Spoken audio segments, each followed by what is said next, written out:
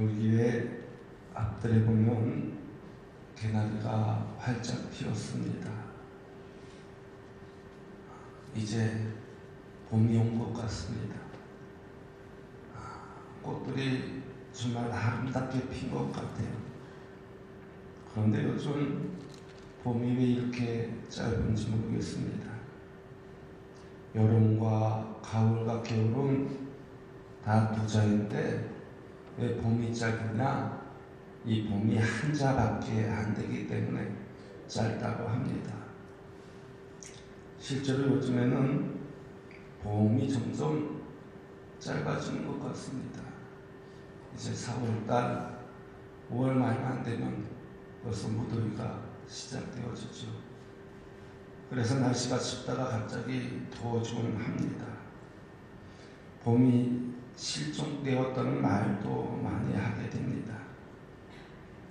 우리말에는 한자가 굉장히 강력한 뜻을 가지고 있는 모습을 볼 수 있습니다. 깡이라든가 뻥, 짱 이런 한자로 말하지만 그 의미는 굉장히 강합니다. 또 요즘 젊은이들을 보면요, 긴 말보다 짧은 말이 많이 쓰고 이 추가격을 많이 사용하는데 어떤 말은 무슨 뜻인지 잘 모르는 것들이 많이 있습니다. 지난번 우리 학생들이 어학연수 갔을 때 부모님들에게 편지를 쓰는데 이 추격어를 써가지고 제가 무슨 뜻인지를 몰라가지고 우리 전도사님한테 여쭤보았던 일이 있습니다. 이처럼 요즘 아이들 보면요, 한자나 두자도 줄여가지고 이야기를 합니다. 성경에 가장 강력한 단어가 무엇일까요? 우리말로 번역하면 한자인 주입니다. 주여라는 한마디에 생명이 있고 힘이 있고 구원이 담겨져 있는 모습을 볼 수가 있습니다. 이 주여는 구원받은 자의 고백이며 외침이기도 합니다. 성경에는 예수님을 만난 베드로가 주여 나를 떠나소서라고 고백하였습니다. 베드로가 물 위를 걸어오다가 물에 빠져 들어가자 주여 나를 구원하소서라고 울부짖었습니다.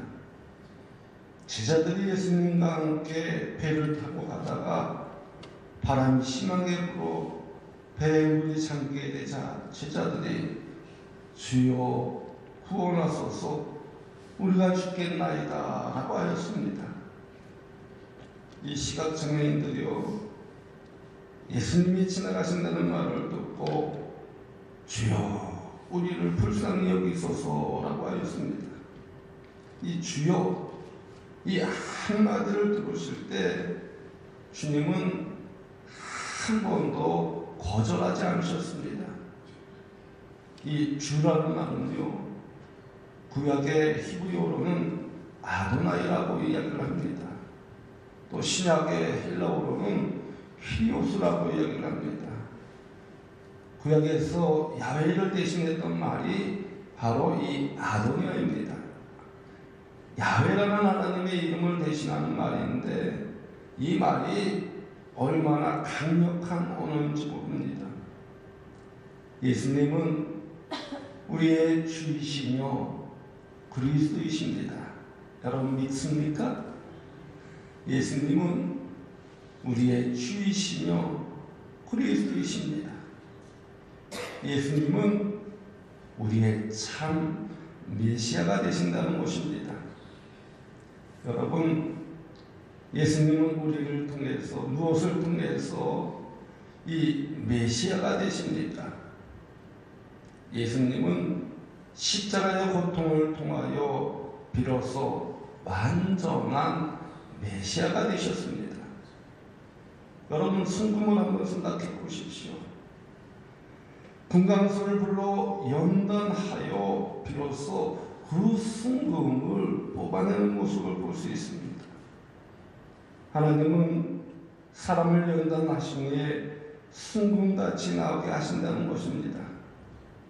그러므로 예수님은 이 십자가라는 혹독한 고난을 통하여 우리의 주가 되어 주시고 그리스도가 되어 주셨다는 것입니다. 그러게 그리스도인은 고난을 통하여 비로소 성숙한 그리스도인이 되어진다는 것입니다. 오늘 보면 말씀은요, 베드로의 설교 말씀입니다. 성령 강림과 방언의 후속으로 베드로가 말씀으로 청교인들에게 가르칩니다. 방언은 성령의 상징이며 말씀은 성령의 결과입니다. 성령을 받은 군중을 상대로 이 성령을 설명합니다. 그 설명의 결론이 예수님이 주 되시며 그리스도이심을 밝히는 것입니다. 성령의 은혜, 성령의 충만이 아니면 예수님이 주 되시고 그리스도이신 것을 알 수가 없다라는 것입니다. 우리가 예수님을 주님으로 그리스도로 고백하는 것은 바로 이 성령의 도우심 속에 이루어지게 된다는 것입니다. 그러기에 성령의 도우심이 없이는 이 십자가를 이해하지 못한다는 것입니다. 사도행전 말씀에는 이 베드로의 설교 외에도 스데반의 설교와 또 바울의 설교가 있습니다. 바울의 설교가 9번 기록이 되어 있는데 그 가운데 대표적인 설교가 예수님이 주 되시며 그리스도라는 것입니다. 예수님이 우리의 주가 되시며 그리스도라는 것보다 더 중요한 설교의 주제는 없을 것입니다. 이처럼 초대교회의 설교는요, 예수님이 우리의 주가 되시며 그리스도라는 것이고 예수님의 부활을 증거하고 있는 모습을 볼 수 있습니다. 예수님의 부활을 증거하는 것은 부활로 예수님이 하나님의 아들이라는 신성을 증명하여 주는 것입니다. 그러기에 이 베드로의 설교의 주제는 예수님이 참 메시아가 되신다는 것입니다. 바로 그것을 알리는 것입니다. 예수님이 십자가에 못 박히심이 없으면 우리의 주와 그리스도도 될 수 없고 우리는 구원도 받을 수 없다라는 것입니다. 그게 예수님이 우리의 주가 되시며 그리스도가 되셔서 구원하심에 우리는 항상 감사하며 살아야 된다는 것입니다. 여러분 오늘 본문 36절에 있는 말씀을 한번 보면요. 그런즉 이스라엘 온 집은 확실히 알지니 너희가 십자가에 못 박은 이 예수를 하나님이 주와 그리스도가 되게 하셨느니라 하니라 라고 하였습니다. 예수님은 우리의 주님이 되시기 위해서 십자가에 못 박히셨다는 것입니다. 그러기에 이 십자가는 예수님이 우리 주님이 되시는 길이었습니다. 로마서 14장 9절 말씀에 보면은 이를 위하여 그리스도께서 죽었다가 다시 살아나셨으니 곧 죽은 자와 산 자의 주가 되려 하심이라 라고 하였습니다. 예수님은 이 십자가를 통해서 구원자가 되셨고 부활을 통해서 우리의 부활의 첫 열매가 되셨다는 것입니다. 오늘 보면 33절 말씀에도 보면요, 주께서 내 주에게라고 고백하는 모습을 볼 수 있습니다. 이 말씀은 여호와께서 내 주에게라는 말과도 같습니다. 다시 말하면 예수님이 하나님이심을 말씀하여 주고 있는 것입니다. 십자가와 부활을 통해서 예수님의 신성이 확인되는 말씀입니다. 예수님의 신성은 초대교회의 가장 어려운 과제였습니다. 그들이 함께 살고 보았던 예수님이 하나님의 아들이며 메시아라는 사실이 믿기지 않았습니다. 그래서 베드로는 말씀을 통하여 주를 하나님과 동일시하여 예수님의 신성을 강조하셨던 것입니다. 그래서 사도행전 16장 31절 말씀에 보면 주 예수를 믿으라 그리하면 너와 내 집이 구원을 받으리라 라고 하셨습니다. 바울은 예수님이 주님이 되시며 그 주님을 믿으면 구원을 얻는다고 전하고 있습니다. 주 예수를 믿음이 곧 구원이라는 것입니다. 그러므로 예수님이 우리의 주님이 되심을 믿고 구원의 은총과 감격이 늘 충만하여야 된다는 것입니다. 다른 성경에서 이 예수님이 십자가에 못 박히셔서 그리스도가 되셨다고 하셨느니라 하였습니다. 십자가에 못 박히심으로 예수님이 그리스도가 되셨다는 것입니다. 예수님은 우리의 그리스도가 되시려고 이 십자가에 못 박히셨다는 것입니다. 그래서 십자가에 못 박히심은 놀라운 뜻이 있고 우리들에게 은혜가 된다는 것입니다. 그러기에 그리스도는 메시아, 즉 구원자이시라는 것입니다. 예수님은 우리의 구원자가 되시려고 그렇게 힘든 이 십자가의 길을 택하셨습니다. 마태복음 1장 16절에 있는 말씀을 보면요, 야곱은 마리아의 남편 요셉을 낳았으니 마리아에게서 그리스도라 칭하는 예수가 나십니다 라고 했습니다. 예수님의 족보는 예수님의 탄생을 통해서 그분이 이 땅에 오시는 그리스도이심을 증언하여 주고 있습니다.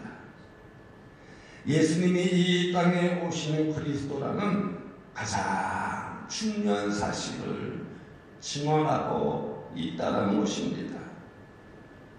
빌립보서 2장 8절에 있는 말씀을 보면요, 사람의 모양으로 나타나사 자기를 낮추시고 죽기까지 복종하셨으니 곧 십자가에 죽으심이라 라고 했습니다. 이 말씀은 예수님이 이 땅에 오신 모습을 전하여 주고 있습니다. 예수님은 십자가에 죽으셔서 우리의 그리스도가 되어주시고 또 자기를 낮추시고 복종하셨다는 말씀입니다. 이 그리스도라는 이름은요, 기름 부음 받은 자라는 뜻이 구약에서 기름을 부어 그 직분을 수행하게 한 사람은 왕과 제사장과 선지자였습니다. 그러기에 예수님은 이 땅에 왕으로 오셨고 제사장으로 오셨고 선지자로 오셨다는 것입니다. 초대교회 교인들에게 자기들과 함께 살았던 예수님을 그리스도라고 인정하는 것은 참으로 힘든 일이었습니다. 그래서 예수 그리스도라는 한마디는 굉장히 중요한 신앙 고백이었고 이 한마디 때문에 순교를 당하기도 하였습니다. 요한복음 9장 22절 말씀에 보면요, 그 부모가 이렇게 말하는 것은 이미 유대인들이 누구든지 예수를 그리스도로 시인하는 자는 출교하기로 교리하였으므로 그들을 무서워하미로라 라고 했습니다. 유대사회에서는 예수를 그리스도라고 시인하는 것 자체가 불법이었고 출교를 당할 만한 악한 일이었습니다. 유대인에게 이 출교라는 것은요, 사형이나 마찬가지였습니다. 예수 그리스도라는 말은 목숨을 내놓을 만큼 중요한 말이었습니다. 예수는 그리스도이시다 하는 말은 유대인들에게 절대 금기사항이었습니다. 위험하고 목숨과 바꾸는 일이었습니다. 그러나 이것 외에 복음이나 진리가 없습니다. 이것을 전하지 않으면 복음이 아닙니다. 사도들은 어떻게 하든지 이 사실을 전하려고 애썼습니다. 그래서 당시에 복음을 증거하는 것은 순교를 각오해야 했습니다. 이처럼 우리가 사순절을 보내면서 우리에게 이런 순교의 각오가 있어야 한다는 것입니다. 순교의 각오를 가지고 온전히 예수님이 우리에게 보여주셨던 그리스도의 사랑을 온전히 실천할 때 주님이 우리를 위하여 십자가에서 고통당하신 그 고통이 더욱 빛나게 되어질 줄로 믿습니다. 19세기 무명 러시아인이 쓴 순례자의 길이라는 책이 있습니다. 이 책에는 성도인 한 순례자가 기도를 늘 마음에 품고 사는 법을 배우게 된 경위에 대해서 소개하여 주고 있습니다. 기도를 늘 마음에 푸는 방법을 주 예수 그리스도 하나님의 아들이 이 죄인을 불쌍히 여겨 주옵소서 하는 묵상 가운데 이루어졌다는 것입니다. 예수님이 주가 되시며 그리스도이시기에 이 기도가 가능하였다는 것입니다. 그러게 여러분, 예수님은 우리의 주님이 되시고 그리스도가 되시려고 하나님께 죽기까지 복종하셨습니다. 주와 그리스도가 되시려고 십자가에서 죽으신 우리 예수님을 바라보십시오. 그리고 힘들고 어려울 때마다, 고통스러울 때마다 우리를 위하여 이 땅에 오신 우리의 주가 되시기 위해, 그리스도가 되시기 위해 십자가의 고통을 당하신 그 예수님을 생각하면서 인내하시기 바랍니다. 그럴 때 우리의 주가 되시며 그리스도가 되신 우리 예수님께서 우리와 동행하여 주시는 가운데 모든 문제를 해결하여 주실 뿐만 아니라 복음의 열매를 맺게 하여 주실 줄로 믿습니다. 사순절을 보내면서 이제 고난 주간을 이제 맞이하면서 우리의 주가 되신 그리스도가 되신 예수님의 십자가를 바라봅시다. 예수님께 모든 것을 맡깁시다. 예수님만 의지합시다.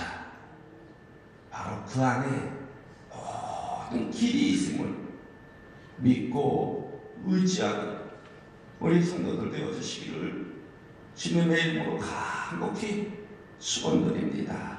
기도하겠습니다. 사랑의 주님, 주님의 십자가 사랑을 생각하며 주 대신 그리스도가 되신 예수님을 찬양합니다. 저에게 믿음과 능력을 베풀어 주셔서 어떤 시험에도 넘어지지 않으며 언제나 예수님이 우리의 주가 되시며 우리가 그리스도가 되심을 믿고 의지하게 하여 주옵소서.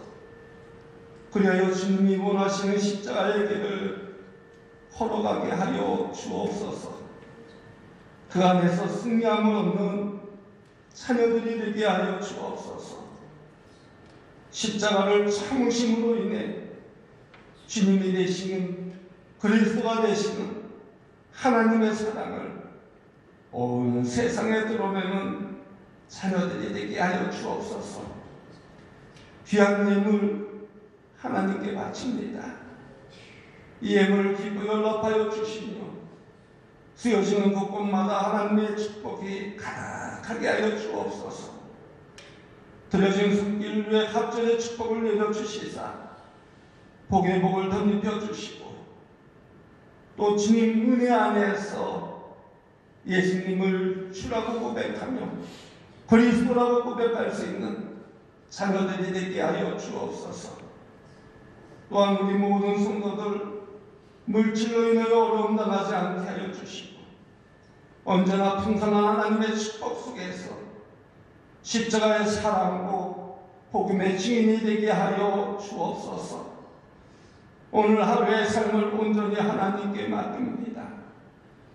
우리의 주가 되시는 우리의 그리스도가 되시는 예수님만 바라보고 의지합니다. 승리하는 하루 되게 해주시고 하나님께 영광 돌리는 하루가 되어질 수 있도록 축복하여 주옵소서. 예수님의 이름으로 감사하며 축복하며 기도드리옵나이다. 아멘.